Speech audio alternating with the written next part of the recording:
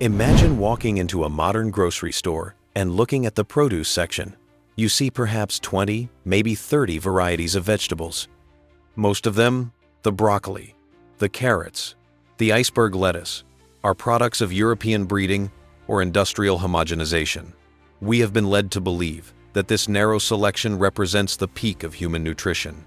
No, beneath the surface of the American landscape lies a forgotten graveyard of botanical genius. Long before the first colonial ships arrived, the indigenous peoples of North America had engineered a food system so diverse, so resilient, and so nutritionally dense that it makes our modern diet look like a desert of starch. We are living in a state of biological amnesia. We have traded thousands of years of locally adapted, high-performance genetics for a handful of crops that are easy to ship but hard on the body. Today, we are reopening the archives of the Eastern Agricultural Complex and the desert gardens of the Southwest to reveal 16 forgotten vegetables that Native Americans grew seeds that didn't just provide calories, but built empires of health. These are the forgotten survivors we need to bring back if we are to survive the nutritional and climatic crises of the 21st century. To understand what we lost, we must start with the Apios americana, commonly known as the groundnut. This isn't a nut at all, but a climbing vine producing strings of tubers. While the modern potato is a bomb of simple starch, the groundnut is a nutritional miracle. It contains nearly 3 times the protein of a potato and is packed with complex fibers that stabilize blood sugar. This was the bread of the Wampanoag and the Powhatan. Yet as soon as the colonial system established itself, it was labeled a wild weed simply because it doesn't play well with industrial tractors. By losing the groundnut, we lost a high-protein staple that could grow in the shade and stabilize the nitrogen in our soil. In the blistering heat of the Sonoran Desert, another miracle was perfected: the tepary bean. While modern commercial beans wither when temperatures hit 100 degrees, the tepary thrives. It is arguably the most drought-tolerant legume on the planet. Cultivated for millennia by the Tohono O'odham, these beans are a masterclass in survival. They are a powerhouse of fiber and protein with a low glycemic index, now being studied to combat the diabetes epidemic. The industrial food complex replaced the tepary with the pinto bean because it was larger and prettier for the shelf. But in a world of water scarcity, the forgotten tepary is the genetic blueprint for future food security.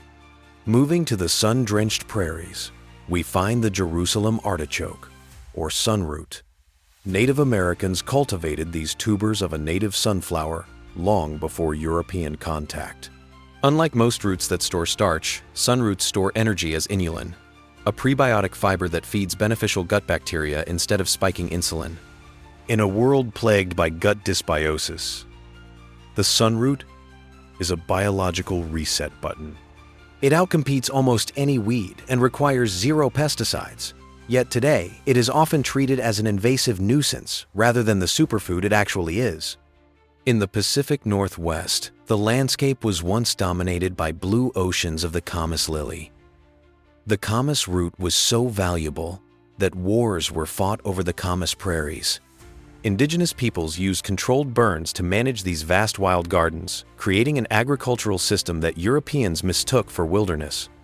When slow roasted for 3 days, the root transforms into a dark delicacy, tasting like a cross between a pear and a sweet potato. The colonial government intentionally destroyed these prairies for cattle grazing, erasing one of the most productive carbohydrate sources in history. Then there is sumpweed, or marsh elder. Thousands of years before corn reached the North American interior, sumpweed was a primary crop. Native farmers bred it to have seeds 7 times larger than wild ancestors. It was a high-protein, high-oil seed, but as corn, the sweeter alternative, moved north, sumpweed was abandoned.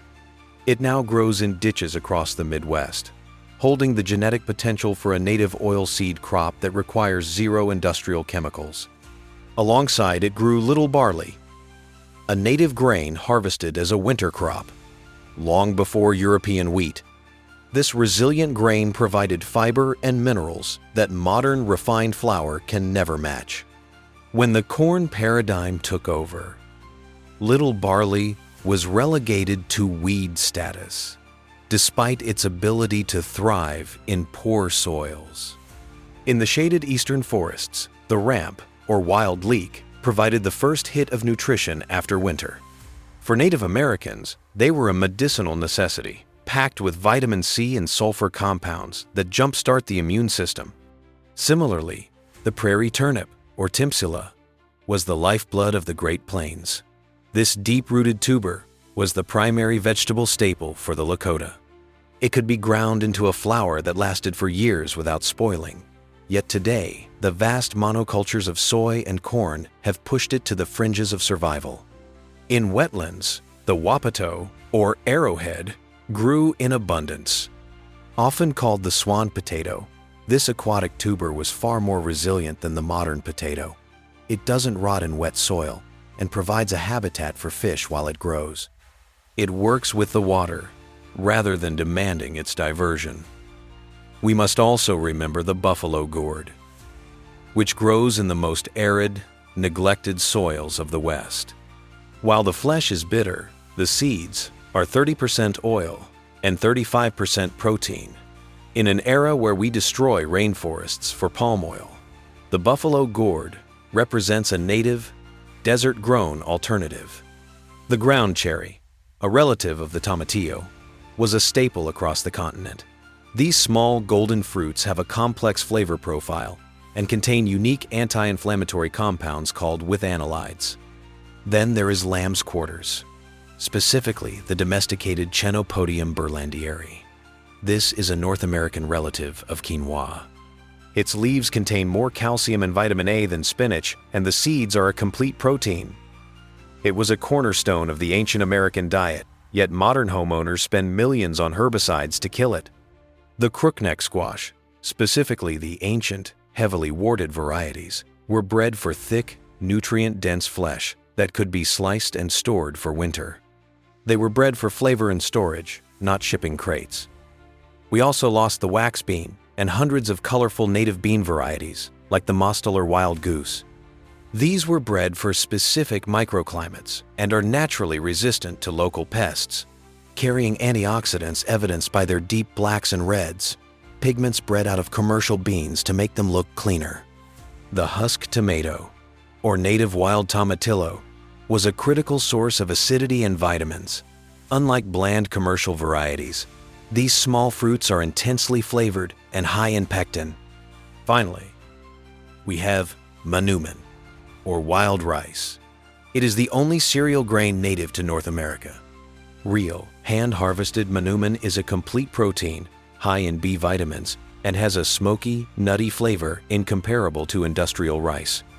It is a crop that requires clean, flowing water, making it a natural guardian of our lakes and rivers.